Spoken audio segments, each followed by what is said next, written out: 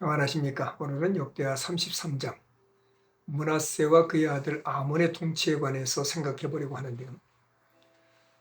1절에서 9절입니다. 므낫세의 악행에 대한 기록인데 12절에 왕위에 오른 므낫세는 55년 동안 통치하면서 거의 대부분 하나님 보시기에 악한 일만 골라 했습니다. 그의 아버지 히스기야가 헐어버린 산당들을 다시 세우는가 하면 각종 우상을 만들어 섬기며 심지어는 여호와의 전에 우상의 제단들을 쌓았습니다.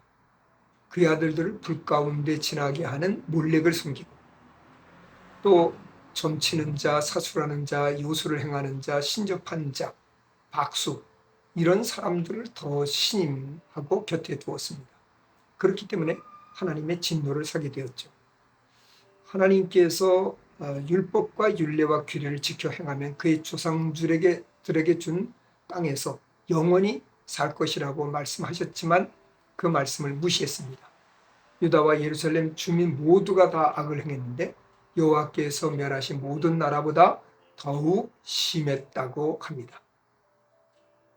10절에서 13절은 하나님께서 므낫세와 그의 백성에게 말씀하시지만 듣지 않자 아수르 군대를 통해서 공격하게 하시죠.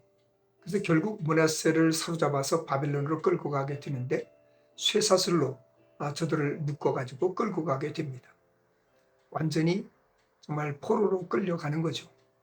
그가 환난을 당해서 그 고통 가운데서 하나님께 간구하며 회개하고 부르짖습니다. 하나님께서 그의 간구를 들으시고 므낫세를 풀어 다시 예루살렘으로 돌아오게 하셨습니다. 그때서야 므낫세가 여호와께서 하나님이신 줄 알게 되고 그의 변화된 삶을 살게 되는데요.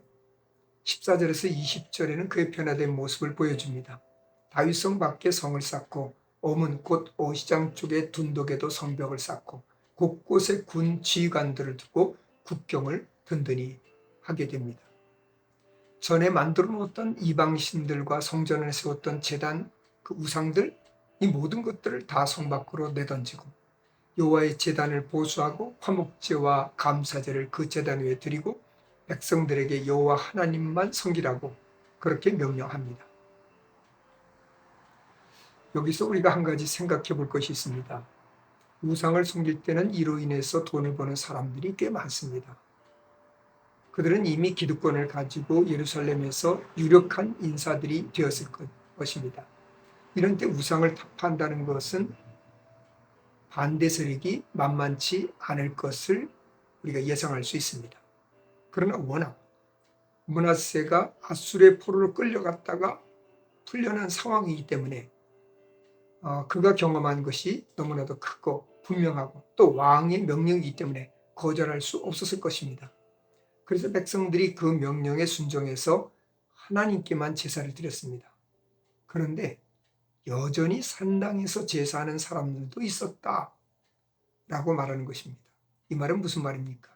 이는 표면적으로는 하나님께 제사하지만 완전한 회개를 한 것은 아니라는 거죠.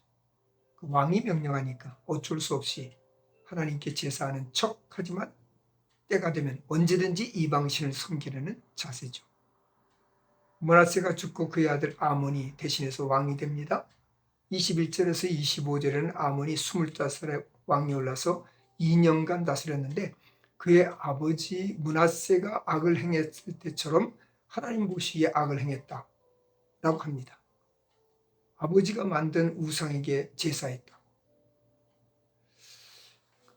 이 말씀을 보면 앞서 우리가 살핀 대로 기존 기득권 세력이 모양만 회개하고 실제로는 회개하지 않고 있다가 므낫세가 죽자 다시 왕을 설득해서 우상을 섬기게 되었음을 보여주고 있습니다. 결국 그의 신하들에 의해서 아몬이 죽임을 당하게 되고 요시야가 대신해서 왕이 됩니다. 므낫세는 남유다에서 가장 악한 왕으로 지목된 왕입니다. 그러나 회개하니 하나님께서 용서하시고 그를 회복시켜 주셨습니다. 그런데 또 그 아들이 그 하나님께서 그런 역사를 하셨음에도 불구하고 깨닫지 못하고 또 악을 행합니다. 그러다가 죽임을 당하게 됩니다. 우리 하나님 말씀에 순종하는 것이 얼마나 어려운가를 다시 한번 보게 됩니다. 어렵죠. 힘들죠. 그러나 순종하는 것이 복의 길임을 깨닫고 오늘도 순종하는 하루가 되기를 부탁드립니다.